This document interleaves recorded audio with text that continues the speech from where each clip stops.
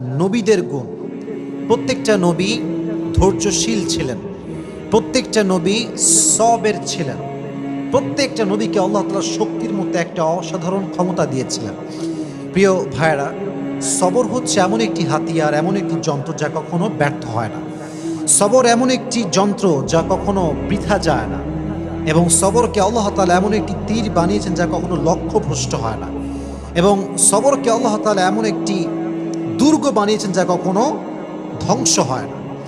একটা বিষয় খেয়াল রাখেন, ওয়াসবিরু ইন্নাল্লাহা মা'আস সাবিরিন। আল্লাহ তাআলা বলেছেন তোমরা ধৈর্যশীল হও, এবং মনে রেখো যে সবর করে, যে ধৈর্যশীল হয়, তার সঙ্গী হয় একজন, তিনি কে?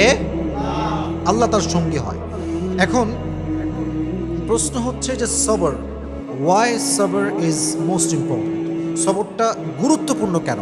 আমার চোখে চোখ রাখেন, আমি একটু বোঝাবার ট্রাই করি যে সবরটা গুরুত্বপূর্ণ কেন। আচ্ছা, একটু ফিল করেন যে আমাদের জীবনে একটা বিপদ আসছে। হয় আমার বাবা মারা গিয়েছে, আমার জব আমি লস করে ফেলেছি, জব হারায় গেছে, অথবা আমার কোনো ইনজুরি হয়েছে, কোথাও আঘাত লেগেছে। আচ্ছা বলেন তো, এই সমস্ত প্রত্যেকটা ড্যাঞ্জারে আমার দিকে তাকান, ধৈর্য ছাড়া কোনো গতি কি আছে? কোনো গতি নেই। There is no alternative way of সবর। সবরের কোনো প্রকার কোনো বিকল্প রাস্তা নেই। সবর হচ্ছে মুমিনের জীবনের সফলতার সবচেয়ে বড় হাতিয়ার। তবে আমি আজকে আলোচনাটা একটু লম্বা করব, এই জন্য সবর এটা মেয়েদের জন্য জরুরি, ছেলেদের জন্য জরুরি, সবার জন্য জরুরি। কারণ পরীক্ষা শুধুমাত্র ছেলেদের জীবনে আসে না, মেয়েদের জীবনে পরীক্ষা আসে না নাই? একজন মেয়ে যে বিয়ে করেছে, আব্বা আম্মার ঘর সংসার সব ছেড়ে আসছে, এসে দেখছে যার জন্য সব ছেড়ে আসছে সে তার মতো না, স্বামী খারাপ। এরকম মাঝে মাঝে হয় না? তো এই যে মেয়েটার শ্বশুর বাড়ি খারাপ, শাশুড়ি খারাপ, স্বামী খারাপ, তার জীবনেও সবরের দরকার আছে না নাই? আরেকজন মেয়েকে নিয়ে আপনি ভাবেন, যে মেয়েটা বিয়ে করেছে, জাস্ট মনে করেন 1 মাস হয়েছে, 1 মাস পরেই তার স্বামী মারা গিয়েছে, বিধবা হয়ে গিয়েছে। এই মেয়েটার জীবনও সবরের দরকার আছে না নাই? তার মানে লাইফের একটু গভীরভাবে ভাবলে বুঝবেন যে লাইফের প্রত্যেকটা স্টেপে স্টেপে ধৈর্যের বিকল্প কোনো রাস্তা হতে পারে। You must have to be patient. In every kind of situation, you must have to be patient. যতটা কষ্ট আসুক না কেন, ধৈর্য আমরা হারাবো না। রাজি আছেন তো ইনশাআল্লাহ?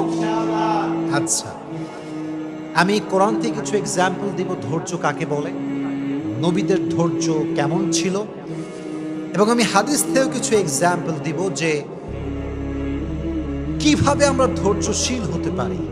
এবং মহিয়সী নারী যারা ছিল, যেমন আম্মা জান আয়েশা রাদিয়াল্লাহু তাআলা আনহা, এবং নবীজির ফার্স্ট ওয়াইফ যিনি ডিভোর্সি ছিলেন, তিনি হচ্ছেন খাদিজাতুল কুবরা রাদিয়াল্লাহু তাআলা আনহা, যাকে নবীজি বিয়ে করেছিলেন কত বছর বয়সে বলতে পারবেন? 40 বছর। কত বছর?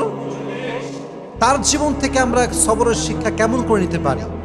আয়েশা রাদিয়াল্লাহু তাআলা আনহার জীবন থেকে আমরা সবরের শিক্ষা কেমন করে নিতে পারি? আমরা এখান থেকেও শিক্ষা গ্রহণ করার ট্রাই করবো। সকলে বলেন ইনশাআল্লাহ। আচ্ছা, ফর এন এক্সাম্পল, মনে করেন কেউ আপনাকে অপবাদ দিয়েছে, আপনি কাজটা করেন নাই, আপনি এই ক্রাইমটা করেন নাই, তাও মানুষ আপনাকে ব্লেম করছে। আপনার কোনো হারাম অ্যাফেয়ার নাই, মানুষ আপনাকে ব্লেম করছে যে আপনার একটা হারাম অ্যাফেয়ার আছে। এটাকে আমরা বাংলাতে বলি অপবাদ। আমরা বলি কি? অপবাদ বা তহমত। আমি যেটা করি না সেটা মানুষ আমাকে মনে করে এবং আমাকে ব্লেম করে, এটা নাম হচ্ছে অপবাদ। আমি জাস্ট ছোট্ট একটা হাদিস বলবো। আগে প্রশ্ন করি, নবীজির একজন কুমারী স্ত্রী ছিলেন, যেই একমাত্র স্ত্রী, কখনো বিয়ে করেন নাই, তার ডিভোর্স হয়নি, তার স্বামী মারা যায়নি। তার নামটা কি প্রিয় ভাইয়েরা? আয়েশা রাদিয়াল্লাহু তাআলা আনহা। ছোট্ট একটা হাদিস শেয়ার করছি। নবীজির মোট স্ত্রী ছিল কয়জন বলেন তো? 11 জন। জোরে বলেন কয়জন? 11 জন। 11 জন স্ত্রীকে নবীজি ঘুরতে নিয়ে যেতেন। তবে এটা একটা সিস্টেম ছিল, লটারি সিস্টেম। নবীজি একটা বাক্সে সবার নাম লিখে রাখতেন, যার নামটা উঠতো তাকে নবীজি ঘুরতে নিয়ে যেতেন। সুবহানাল্লাহ পড়ে। ওটা অ্যামেজিং সিস্টেম। যার নাম উঠতো তাকে নবীজি নিয়ে ঘুরতে যেতেন। তো একবার নবীজি লটারি করলেন, একটু মনোযোগ দিয়ে শুনতে হবে। লটারি করার পরে আম্মা জানা আয়েশা রাদিয়াল্লাহু তাআলা আনহার নামটা লটারিতে উঠল, নবীজি ঘুরতে নিয়ে গেলেন। এটা একটু লম্বা স্টোরি, বাট আপনাকে মনোযোগ দিয়ে শুনতে হবে, কারণ এখানে একটা অনেক বড় সবরের শিক্ষা আছে।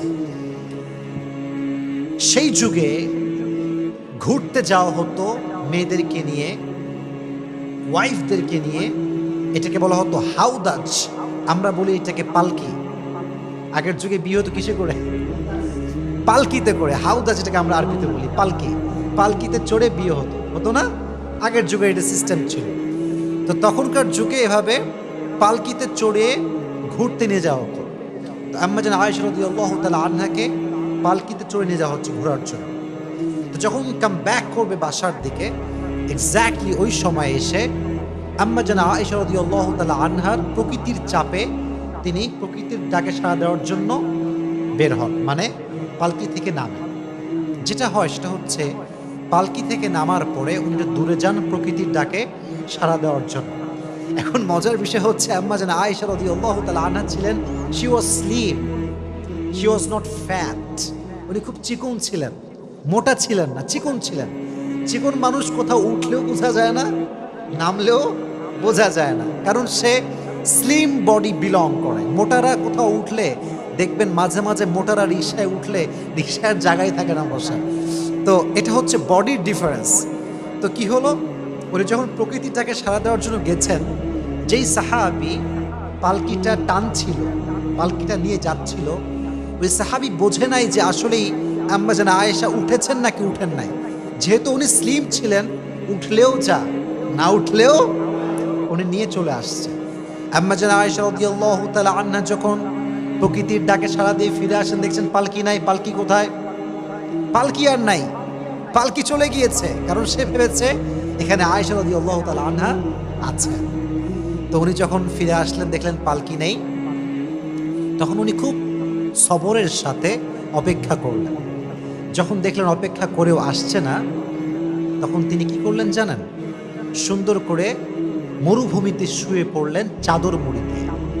চাদর মুড়ি দিয়ে শুয়ে পড়লেন। অনেক লম্বা স্টোরি, আমি প্রেসাইজলি বলছি, but there is a lesson, very important lesson, অনেক গুরুত্বপূর্ণ একটা শিক্ষা আছে। তো যখন নবীজি দেখলেন যে আয়েশা নেই রাদিয়াল্লাহু তাআলা আনহা, উনি একজন সাহাবীকে লস্ট অ্যান্ড ফাউন্ডের দায়িত্ব দিয়েছিলেন, যে কে হারাচ্ছে, কে সফরে আছে, কে নেই, এটা খোঁজাখুঁজির জন্য। যেমন যদি আপনারা কখনো পিকনিকে যান, দেখবেন যে একজন লোক থাকে যে মাইক নিয়ে ডাকে, অমুকে আসছে কিনা, অমুকে বাসে উঠেছে কিনা। এরকম পিকনিকে হয় কি হয় না? হয়। ডাকে, কোথায় কে আছো, কে মিসিং আছো, বের হয়ে আসো।